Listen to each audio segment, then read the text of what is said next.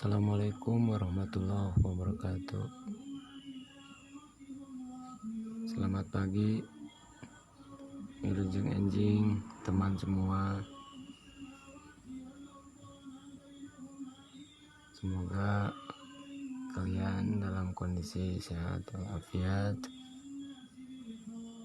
penuh barokah, penuh semangat untuk menghadapi hari ini. Terkhusus teman-teman muslim semua, mungkin hari ini menunggu sidang isbat ya, untuk menentukan apakah besok malam ini udah mulai terawih atau bukan, belum, atau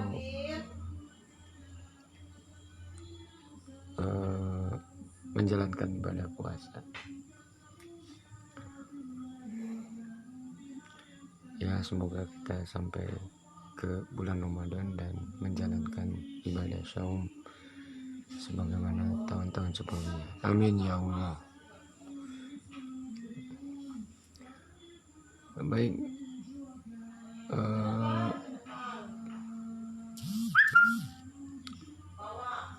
tinggal segini lagi karya-karya yang 25 ribuan.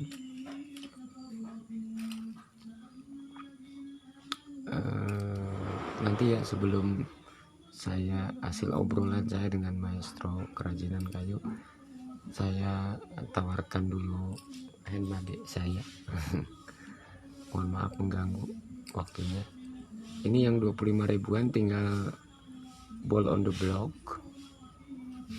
yang isi 3 bola, yang isi 2 bola, original kayu, dan yang seperti ini isinya bola besi ya. Kemudian tinggal train whistle ya, train whistle. Kemudian gantungan kunci silat 3 kayu ini ya, jati, sonok keling, dan walnut digabung, 3 kayu digabung ya. Ini gambar tangan bersilangan. Pencinta silat tahu lah pasti ya simbol ini gitu. Tapi ya, gantungan kunci siapa suka boleh beli ya. Ini yang 25 ribuan. Kemudian holder HP tinggal 1 nih, yang paus. Kemudian ini whistle, small whistle.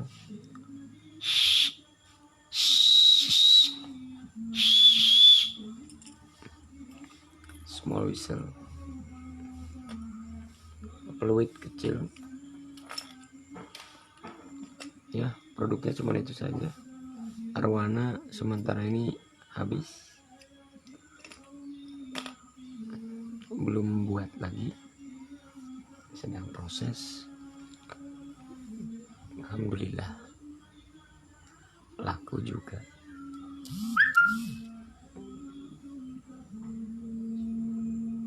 Ya, mungkin itu yang harga 25 ribuan. Nah, kemudian ini ada karya-karya whistle murni handmade saya yang eksentrik ya, kalau menurut saya gitu ya.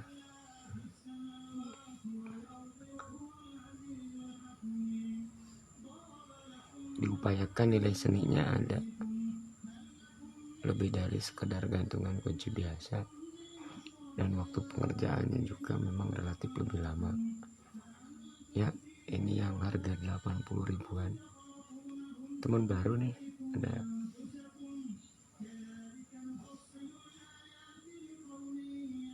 ikan pedang, kemudian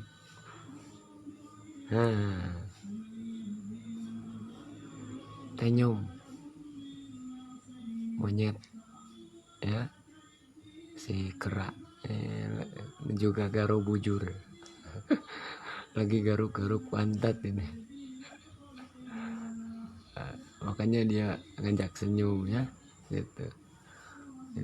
Ini ceritanya, ini yang tokoh dongeng Sunda, si Kuya jeung si Monyet ya. Ini 80 ribuan. Si Kuya dilempar sama si Monyet ke sungai, tukeran yang dikurung oleh petani. Tadinya si Kuya yang digurung sama petani.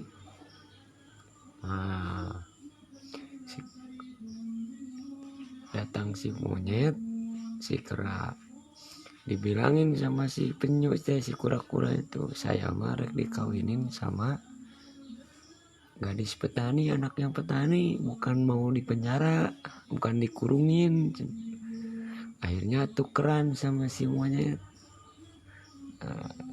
Jadi si Monyet yang masuk kurung, ngagaru bujur tapi sebelumnya ngelemparin dulu si kura-kura ke sungai, si Monyetnya.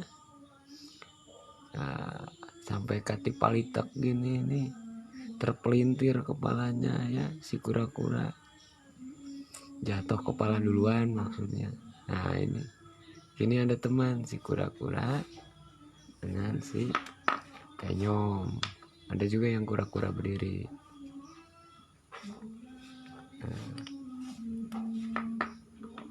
Kayak kemudian kuda,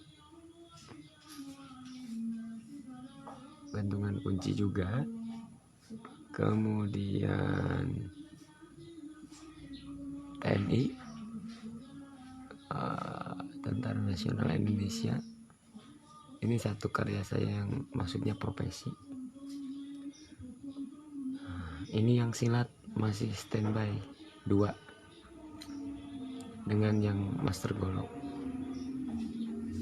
Oke, ini yang harga 80 ribuan. Nah, bicara tentang kemarin yang luar biasa ya, saya bicara dengan maestro ukir dari Subang, sudah aki-aki, sudah kurang aktif, tapi dia beberapa kali sempat sempat ekspor ya ke Eropa, kemudian ke Australia, sering ikut pameran lokal, tapi seringnya karya-karya beliau dijual di Bandung atau di Jakarta ya. Kerjasamanya beliau sama Chinese pemodalnya, jadi tetap rutin dia membuat dan membuat ya, mengukir. Tapi sepeninggal Cina tadi, beliau relatif vakum, hanya melayani pesanan-pesanan biasa saja ya. Tapi saya anggap jago maestro karena banyak ilmu yang saya raih dari beliau. Makanya beberapa malam yang lalu saya minta tips tentang ukiran ya. Tips yang lainnya memang standar tukang ukir ya, termasuk septipus gitu ya. Tapi yang utama dalam bisnis mengukir menurut beliau, bagi tukang ukir, melihat bentuk kayu atau kayu apapun langsung dalam otaknya itu,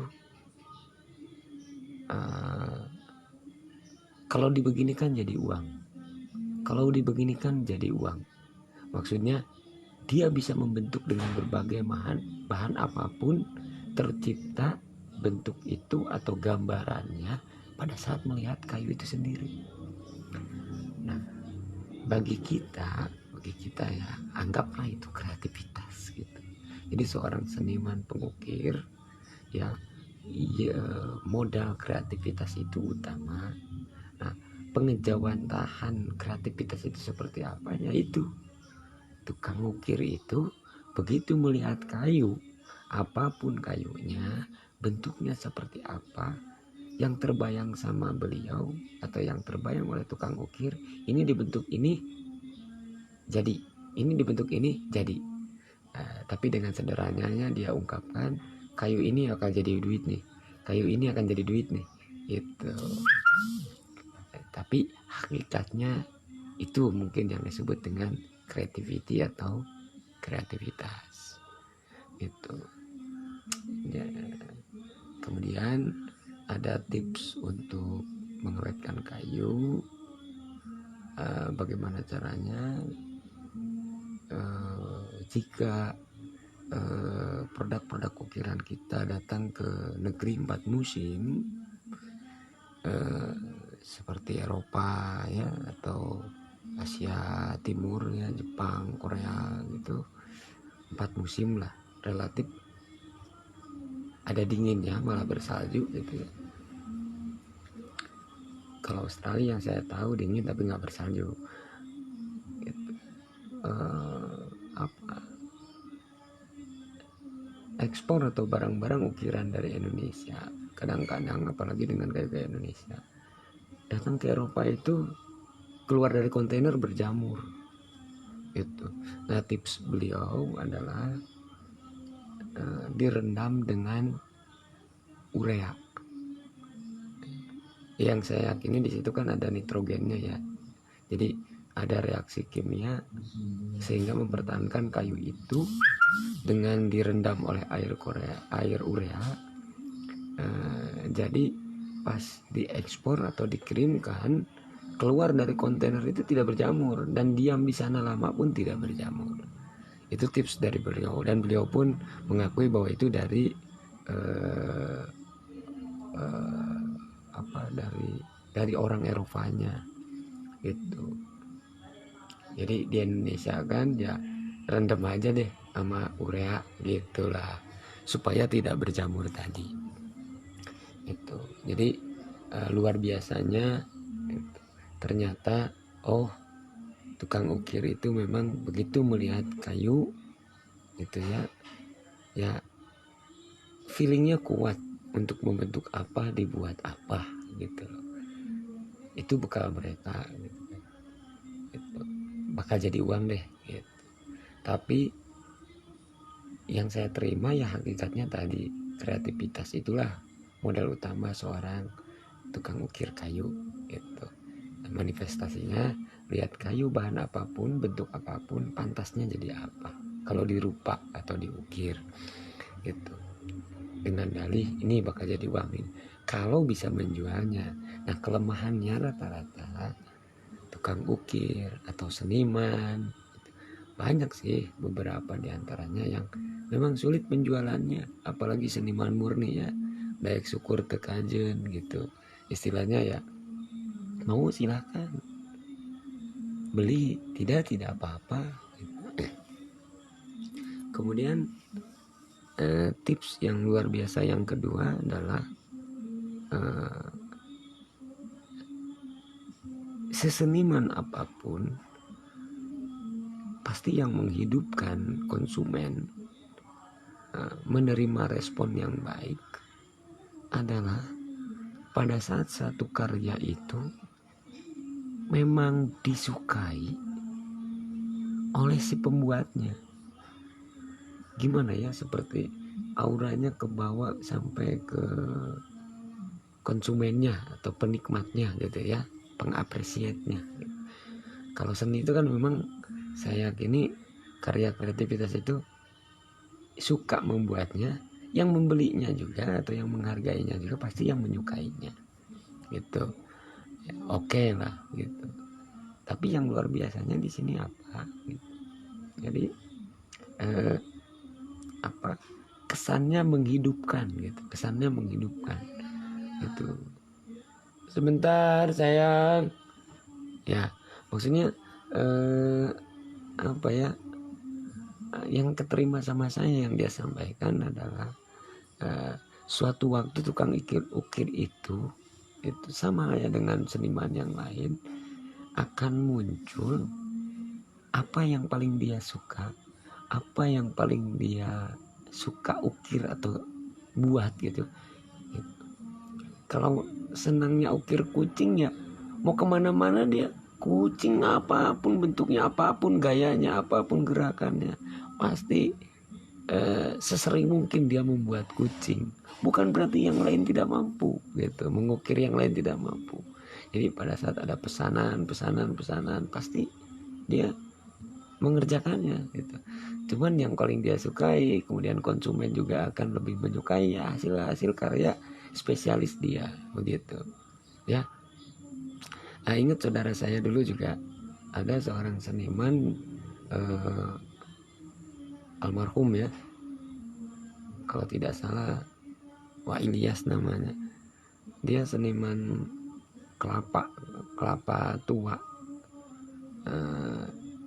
Ya tepasnya ya masih ada gitu. Itu banyak Bengaluru, Bangladesh, India yang juga kelapa pantainya banyak, yang sudah tua-tua itu sebelum bertunas diukir jadi kerak kebanyakan. Nah ini kerak dan kuya tapi dari bahan sabut kelapa yang masih nempel di kelapanya ya. Dikupas kulit kelapanya, untuk batok kuyanya kadang-kadang si kulit kelapa yang kerasnya tidak dibuang, tapi untuk keraknya dibuang sehingga bisa nampak berbulu dan lain sebagainya ya. Itu beberapa tips, ada kurang lebih 3 ya. Kreativitas 1, yang keduanya adalah memunculkan hasrat, semangat, nilai seni dalam satu produk yang khas gitu. Kemudian yang ketiganya tadi, bila mana barang-barang kita mau diekspor ke negeri-negeri 4 musim yang ada saljunya atau dingin, relatif lembab, suka keluar diekspor atau datang diam di negeri Eropa misalkan, atau Jepang atau Korea gitu ya, berjamur. Nah sebelum dibuat biasanya kayunya direndam dulu di air urea ya. Semoga tipsnya bermanfaat. Tapi saya pribadi menyelami dari maestro ini ya, bekalnya cuman ya tadi, dapat tips ya. Maestro Subang, tukang ukir Subang, terkenal di Subang, sudah uzur. Sekarang beliau hanya fokus mengerjakan ya kaligrafi kayu. Itu baik. Itu beberapa tips tentang seorang tukang ukir nih maestro, bagaimana bisa bertahan, tetap ada pembeli, ada penikmat karyanya, apalagi sampai ke mancanegara. Oke. Sekali lagi saya mohon maaf mengganggu. Yang 25 ribuan masih ada, tinggal sedikit, yaitu Ball on the Blocks, kemudian holder HP paus, Ball on the Block big, kemudian Ball on the Block yang isinya logam atau metal bolanya, kemudian whistle atau peluit, kemudian gantungan kunci gipsi. Alhamdulillah, jazakallah khair, jazakallah khairan katsiran. Semoga Allah melipat gandakan yang kemarin pesan dari Banten. Semoga arwana iya ukiran-ukirannya sampai di sana dengan selamat ya. Oke. Kemudian ini yang master baru, si kuya jeung si monyet ya, kerak lagi gagaro bujur. Oke. Kura-kura ini yang harga 80 ribuan. Ini kura-kura juga yang lagi nyungsem. Nah, ini si monyetnya ya. Ini ukuran gantungan kunci cuman tinggi 7 cm saja. Kemudian ini ada yang penyuka ikan, ini ikan pedang. Oke, yang paling melengkung.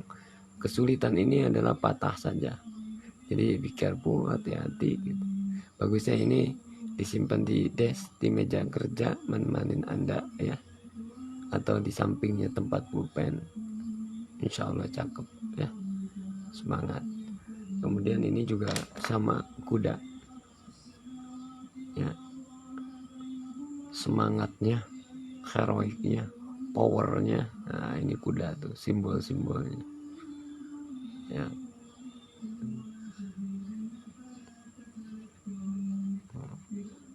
Oke. Kemudian master silat ada 2, serang seliwa, jurus serang seliwa, dan master golok. Oke. Kemudian ini satu ya, karya saya tentang profesi, baru satu nih, yaitu tentara. Saya belum bikin polisi, belum bikin fire engine apa ya disebutnya, pasukan pemadam kebakaran belum ya, spesial pasukan pemadam kebakaran Indonesia seperti itu.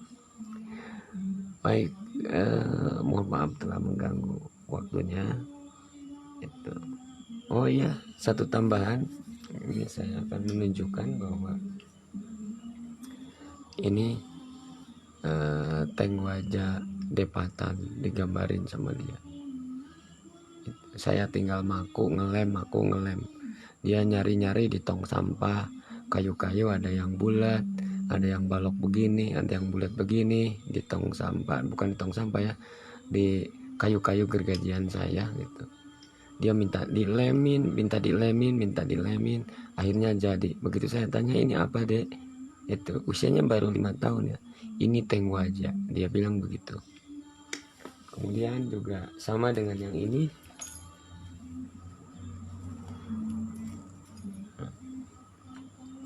dia gambarin, dia bor, minta dilemin, dicat sendiri ya. Nah, ini maksud saya bahwa ya wide idea, jadi apa liarnya ide gagasan anak-anak gitu ya, kadang-kadang ya membuat kita luar biasa. Apa ya, alhamdulillah itu. Jadi ternyata yang dibicarakan oleh maestro itu, apalagi yang sudah dewasa, kreativitas itu tuntutan gitu. Itu karena anak kecil pun sebetulnya imajinasinya kuat, kreativitasnya tinggi, tinggal mensupport saja dengan yang mampu itu, mengejawantahkannya gitu loh. Itu dia tempelin kayu ini, ya minta tempelin, jadilah imajinasi dia bahwa ini adalah pesawat dan ini adalah tank wajah. Oke. Begitu. Jadi sekali lagi saya mohon maaf sudah mengganggu. Selamat menjalankan ibadah puasa Ramadan bagi muslim yang menjalankannya. Bagi teman semuanya, selamat menghadapi pagi penuh berkah, penuh semangat untuk kerja atau untuk kreatif, apalagi yang senang dengan kayu, selamat berkarya. Bagi yang hendak mau membeli produk-produk saya, silakan saya tunggu di Messenger atau di WA di 081321216702. Terima kasih kepada Maestro Muhammad Doha, walaupun sudah uzur masih aktif mengukir kaligrafi ya, tidak mengukir lagi ya seperti ini. Terima kasih atas tips dan pemotivasiannya terhadap saya, yang saya share, saya bagikan bagi teman-teman yang lain, bagi pemula gitu. Hanya ya sedikit sempalan ya, yakin saja kata beliau, rezeki itu Allah yang ngatur. Mau usaha seperti apa, mau bentuk usahanya seperti apa, kalau diniatkan usaha mengais rezeki dari Allah ya, maka jadilah ya artinya ya terima, sabar, tawakal. Kalau memang itu patut jalani sebagai ikhtiar atau usaha, ya usahakanlah dengan sebaik-baiknya berusaha gitu. Ya artinya walaupun tukang ukir itu banyak, karya itu banyak, gitu. Orang itu ada yang punya duit, ada yang tidak, ada yang suka, ada yang tidak ya. Kalau yakin itu adalah sumber penghasilan pendapatan dari ukiran, ya yakini, jalani saja. Terima kasih banyak atas tipsnya Maestro pengukir Subang Muhammad Toha. Semoga jazakallah khair atas tipsnya, atas share-nya yang saya share, bagi-bagi ke teman semua juga gitu. Semoga Anda hidup diberkahi, sehat walafiat ya, walaupun sudah uzur tapi masih aktif katanya membuat kaligrafi. Sekali lagi mohon maaf kepada teman semua udah mengganggu waktu paginya gitu. Saya doakan semoga tetap sehat walafiat, terus semangat menjalani hari ini penuh ibadah, amin ya Allah ya rabbal alamin. Sekali lagi yang mau order silakan kontak saya di 081 321 216 702. Ada sisa yang masih 25 ribuan dan sisa produk yang 80 ribu saja. Bila taufiq wal hidayah. Assalamualaikum warahmatullahi wabarakatuh.